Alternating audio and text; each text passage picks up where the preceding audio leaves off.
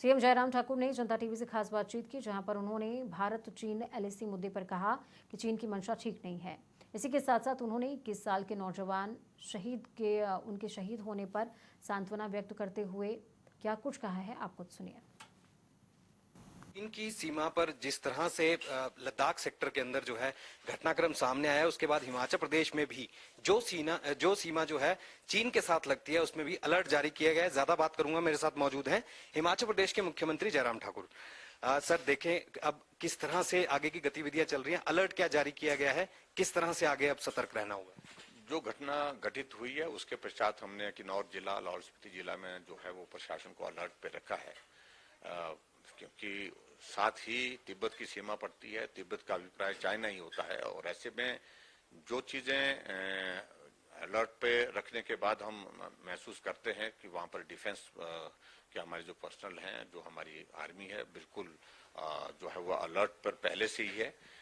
हम उनके साथ कोऑर्डिनेशन में हैं, और कोऑर्डिनेशन की दृष्टि से जो है जो भी आवश्यकता होगी देश की रक्षा सुरक्षा के लिए, वो प्रदेश की ओर से की जाएगी। क्या प्रधानमंत्री के साथ इसको लेकर कोई चर्चा हो रही है कि हमने सतर्क कर दिया है एजेंसीज को, खुफिया एजेंसीज को हमने सतर्क कर दिया? नहीं, अभी हाल ही में चर्चा तो नहीं हुई, लेकिन उसके बावजूद भी पिछले दिनों में जो 2 हेलीकॉप्टर हिमाचल की सीमा में प्रवेश किए थे चाइना के, उसकी जानकारी हमने केंद्र सरकार को दी है।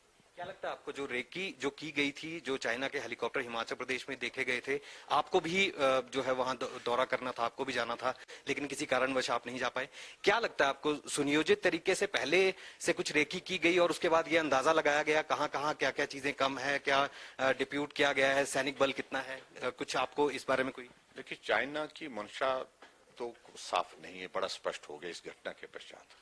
और वैसे भी चाइना का वो सारा तौर तरीका नेपाल के माध्यम से जिस प्रकार से पिछले दिनों में भी हमको देखने मिला, उनका रवैया भी, वो सारी चीजें थोड़ा इस बात का संकेत देती हैं कि कुछ न कुछ वहां पर इस प्रकार की बातें, इस प्रकार की सोच चल रही है। और ये घटना घटित होने से वो जो है वो प्रदर्शित भी हुई है। लेकिन मैं समझता हूं कि इन चीजों को लेकर के ज्यादा कहने के बजाय हम आश्वस्त हैं, मजबूत नेतृत्व भारत का नरेंद्र भाई मोदी जी के रूप में सक्षम है, जो भी कार्रवाई करनी होगी वो अवश्य करेंगे। सामरिक दृष्टिकोण से भी बहुत ही महत्वपूर्ण रहा है। पूर्व की कई सरकारें रही जो कि लगातार ये मांग उठाती रही केंद्र सरकार से कि वहां पे सड़कों का निर्माण होना चाहिए, वहां पे रेलगाड़ियों के लिए ट्रैक्स जो है बनाए जाने चाहिए, हवाई पट्टी का निर्माण होना चाहिए। आप क्या मांग रखेंगे, कितना महत्वपूर्ण हो जाता है आज के समय को देखते हुए?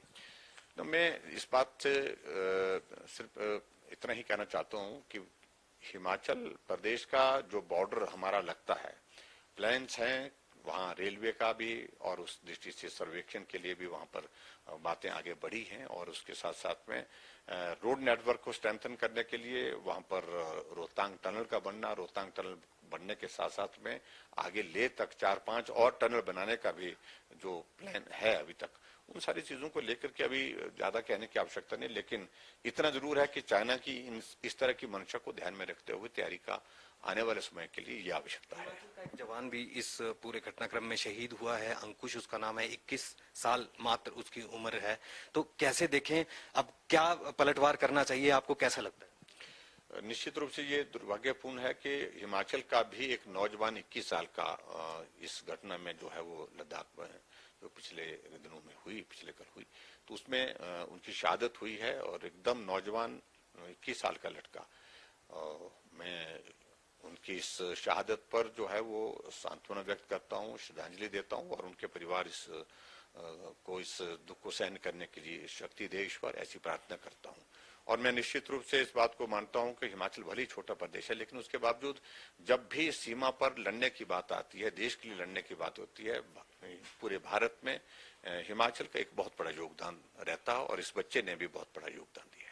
बातचीत करने के लिए शुक्रिया। तो ये थे हिमाचल प्रदेश के मुख्यमंत्री जयराम ठाकुर। इनका साफ तौर पर कहना है कि कहीं ना कहीं हिमाचल प्रदेश में जो परिस्थितियां आज के समय में बनी हुई हैं, और कहीं ना कहीं अब राज्य में जो सतर्कता है वो बढ़ा दी गई है। इसी के साथ साथ अब हिमाचल प्रदेश की जो सीमावर्ती इलाके हैं जो भारत और चीन के साथ लगते हैं, ऐसे 2 जिलों में अलर्ट जारी किया गया है। वहीं अंकुश जो कि 21 साल का जो शहीद जो है वो हमीरपुर जिला से शहीद हुआ है लद्दाख सेक्टर के अंदर। तो ऐसे में कहीं ना कहीं अब राज्य सरकार जो है वो लगातार उनके परिवार को अब उनके परिवार को जो है अब लगातार अब सांत्वना दे रही है और अपनी संवेदनाएं व्यक्त की हैं।